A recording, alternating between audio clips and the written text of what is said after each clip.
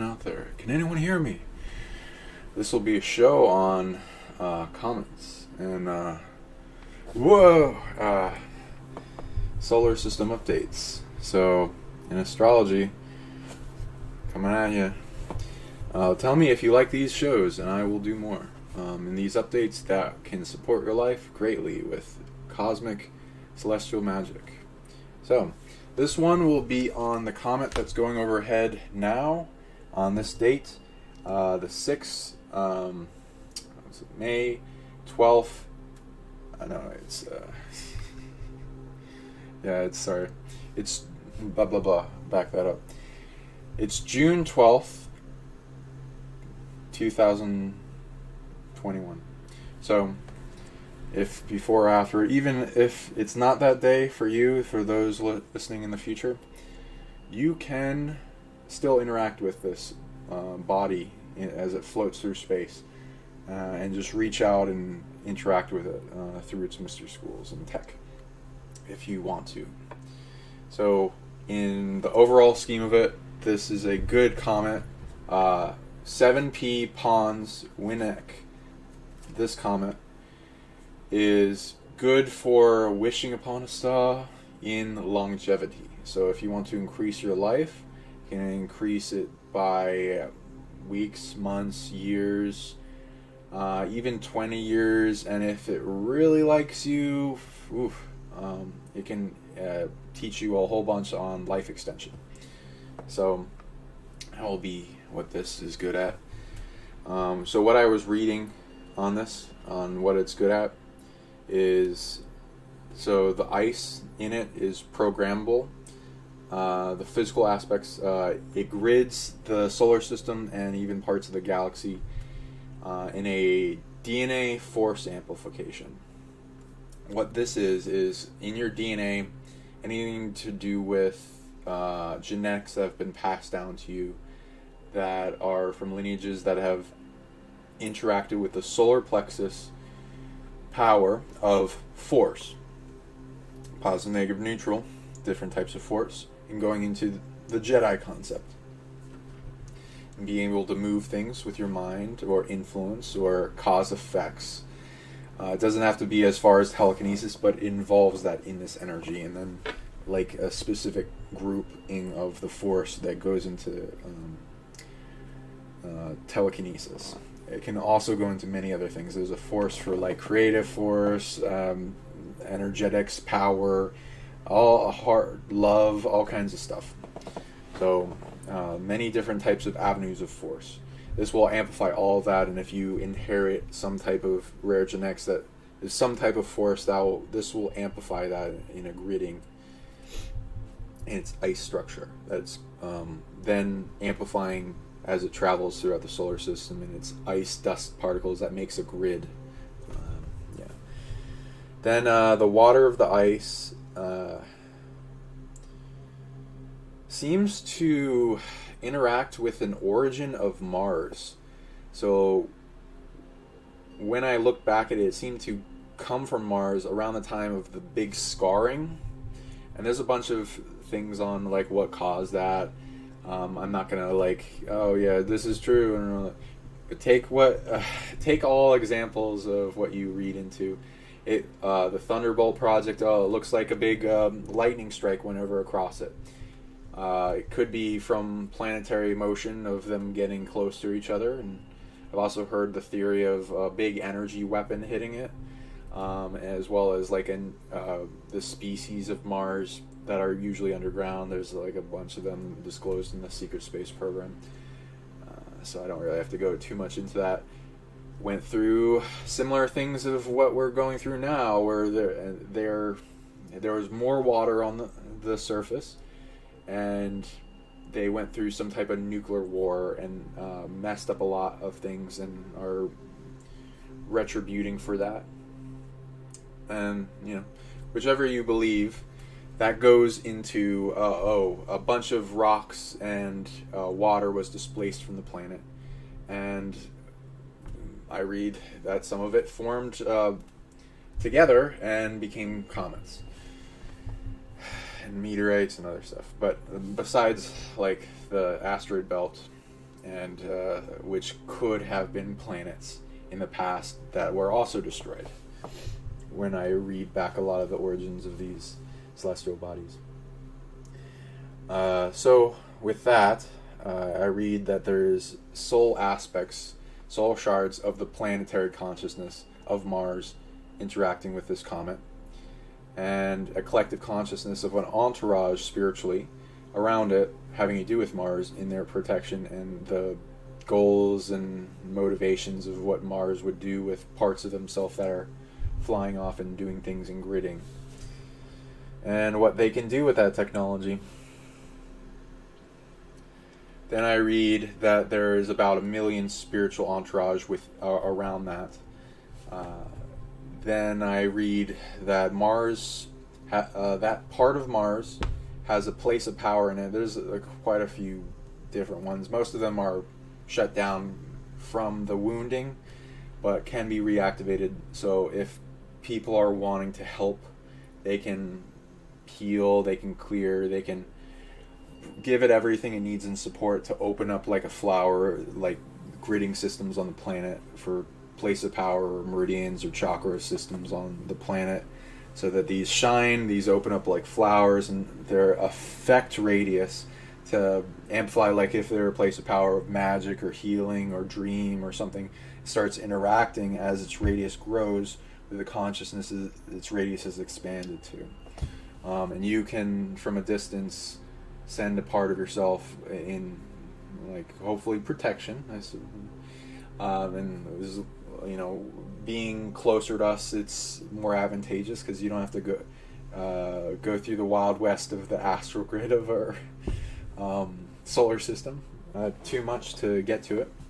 And with and even going within, I recommend mostly because we have a connection to all that is in existence as a map of ourselves, and we can bilocate there. And that's a preferred way, so that you don't have to like go through all the things that could be trying to trap people's parts. So there's a place of power having to do with longevity on it, which is going into this effect, and it can have. It's quite strong. It can get better. Currently, right now, it's at a 5 out of 10 of its complete capacity, as well as of the best longevity place of power I've ever seen. So it's a 5 out of 10. And then, so you can interact with it and help support it, protect it, and trade with it, and then it will trade you longevity energy and you can add to yourself. Support a longer life. I also read that it has a connection to a Mars realm portal that is two-way in connection, so people can travel through it. This would go into, when it was part of the planet, it would have had a connection in its body of water to another realm. And it maintained that, though it's mostly shut down, has been not really used in a long time. So that can be made better and then used with support of the beings on and around it spiritually. This two-way portal goes to a realm of Mars that would, if you know anything about realms, like the Tree of Yggdrasil in Norse mythology, 9 primary incarnate realms of Earth, and then it sinks into a tree of more than just those realms that Earth made, that overlay on top of each other like changing TVs on a channel, and they're all out of phase with each other, so they don't interact, but there's waygates for them to interact and even have migrated and immigrated physical beings in the past, though most of that's not in its phase of being beneficial at the moment, until later when we open up past disclosure.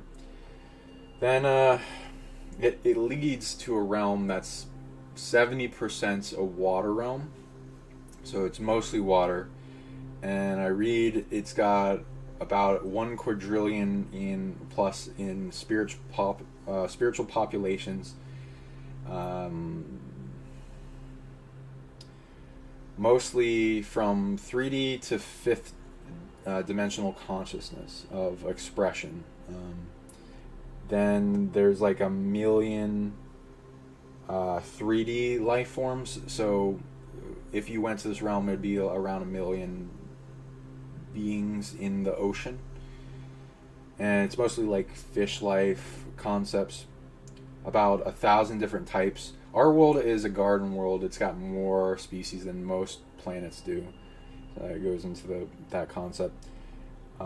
Some would be similar to things we have on this planet in genetic seeding processes, mostly having to do with species in the Atlantic Ocean, like creatures. The main ones that I tuned into were the most potential driven, and probably like some of the bigger ones are a offshoot similar genetic ancestry as the tiger shark, except it's everything in this realm seems to be able to live longer and even can get big. That one seems to be able to live to 4,000 years old.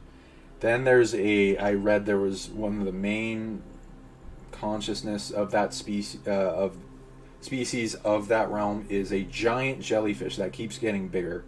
And they don't, either the tiger shark and the jellyfish aren't at present that sentient in their physical form, but they anchor in a higher dimensional being that is fairly intelligent. So like elephants and whales and stuff kind of consciousness. So it's fairly feral in that concept, but it's able to evolve more into the future, I'm reading, and it will have a lot of potential. So this giant jellyfish is functionally immortal. So this also exists on our planet in some of the immortal jellyfish lineages, though this one seems to be bigger and able to do more energetically, spiritually, and has a lot more interesting things going on. Though the one on our planet also is fairly interesting. There's secrets in it that people can go into in its library of how it's able to functionally exist in immortality by able to revert its age and then make like a metamorphosis type of thing, and then keep doing that, and then it can continue its lifespan. So after the catastrophe of Mars that put its consciousness into effectively a coma, similar to our planet's fall of Atlantis, and that she's getting out of, and also that the Mars I've seen since then has woken up again and is resolving things and then rising back into itself. It seems to have not much. When it went into a coma, all its spiritual gardening concepts for the realm went down dramatically. So it was not as caretaked as it could have been, and so had low activity and growth of the realm since that time. And now that he's so when it's like, if you want to scale from 1 to 10, 10 what it was, 10 out of 10, it was what it was doing in growth. It went down to a 1 in the coma. Coming out of coma, it's now back into 5 in its growth, back into its expansion of the realms and management, and it's rising back up through that in its ability to support itself, though it's not its main concern. And this connect, so like people would be confused. Oh, isn't that realm destroyed? Only and like if you were like to look at a planet like people talk about Maldek and Tiamat and some other planets in our the asteroid belt concepts of is there a planet that was there and then they got destroyed and then became the asteroid belts. Does that mean all the realms are destroyed? I usually find no. I usually on the other realm bandwidth of the channel that's like separate from each other, they seem to be intact. Only in this perception, in this realm, do they destroy. And this is how they compartmentalize trauma for the planet. So a lot of the planets that are destroyed, they have another realm of them that are still intact. So there's potential of bringing planets back into existence from asteroids. So wink, wink. Anyway, so I also read the theme of this realm is to cultivate longevity. Usually, from the main ones doing this in life are the immortal jellyfish, and their anchorage into those bodies while doing other things, with fifth dimensional going up to fifth dimensional consciousness that I can see. They might have like some camouflage stuff. So the jellyfish have the highest chance of the higher sentience, as well as the sharks. So they're more in a predatory guardian type of thing for the realm. And then the sharks are anchoring mostly fourth dimensional guardian protectors for the realm to keep out beings that shouldn't be there, and then take them out. There also seems to be a longevity library of over like an equivalent in information of 5,000 books from 5,000 worlds that the consciousness incarnating into the jellyfish have gathered in a mystery school. We'll call it Jelly's mystery school. So people can go through this to this mystery school and learn more about how to extend their life and have it integrated into their higher self, their super consciousness, and eventually into their subconscious, into their conscious mind. Through like how we talk about like, oh, your astral body goes off and reads books, and then you start downloading the information into your being. Alright. Yeah. Then I read, the fifth dimensional immortal jellyfish that have been around for a long time, so they're gaining large amounts of information and knowledge from all these different worlds they've been a part of, remembering. They got a lot of technology, that more than just longevity, and the longevity gives them the opportunity to gain so much, even though their physical forms to us 3D would be not that intelligent in doing things. That they don't need to. They're doing things on the other end in the higher dimensions. They have a city kind of like energetically for them in that fifth dimensional state. Of about 10,000 of them. And then there's a life extension rejuvenation chamber that they have in tech. So if a spirit wanted support in extending their life and they're approving of them and they're not dark or something, then they can go to this Comet and ask, hey, can I go into your rejuvenation chamber? And if they say no, then you might, can I do something to earn the right to do that? And it's usually you got to go through their mystery school, get approval, and go through all these to-do lists to do that. So if you want to do that, there's that. So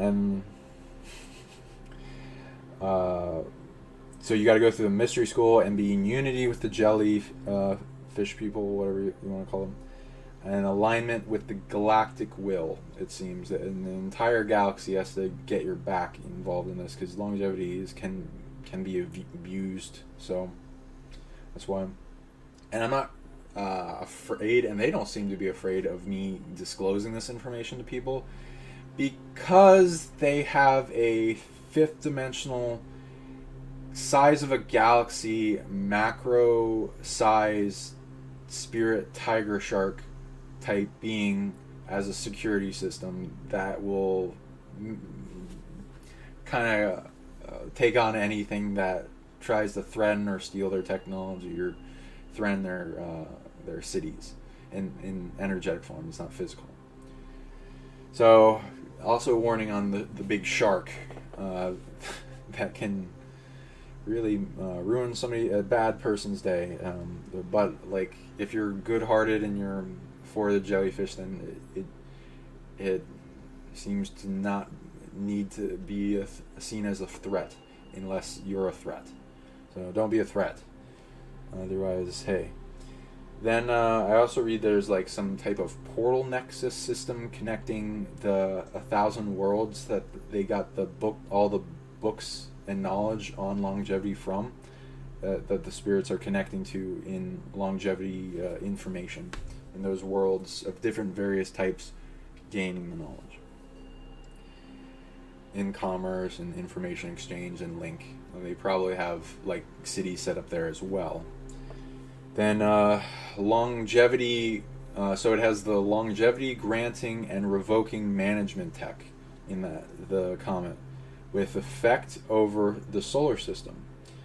One of them, there are multiple of these in the solar system and other places, and they seem to be gridding the solar system, and as it approaches more so, but like at really any time, you can wish for longevity and earn it. And I, like with wish technology, it's not just, oh, I'm wishing this, and oh, please let it happen. If you actually engage with the causation and the beings that have the capability of doing this, like in when we see a shooting star, or like what's the shooting star, or all this will go into the ability in locomotion it has to grant a wish and what it's good at. You can't just ask it to do anything. This one's good at longevity, so you have the ability to wish for longevity, and more so than just the wish, earning it by getting them to like you, and then trade. So you can trade for it, and then it really work. So I hope you like this, and if you like more, let me know. I'm Sean Bond at PsionicLeague.com and PsionicLeague YouTube. Comment in the description, share as to many as people as possible. This is because it's time-sensitive information with this stuff, because it's today, but you know, also even after this, it's valuable. So if you want to engage in celestial magic and amplify your own existence and even extend your life, and if you know anyone that is dying and or getting old and is looking for longevity secrets, this will be for them. So get it out there, and the more people that see this, the more views I see, the more people that like it, the more I will do. So get it out to as many people as you want if you want to see more. Otherwise, I'll just see if someone likes something else. So thank you very much. Love you all. Have a pleasant shooting star day. The recording has stopped.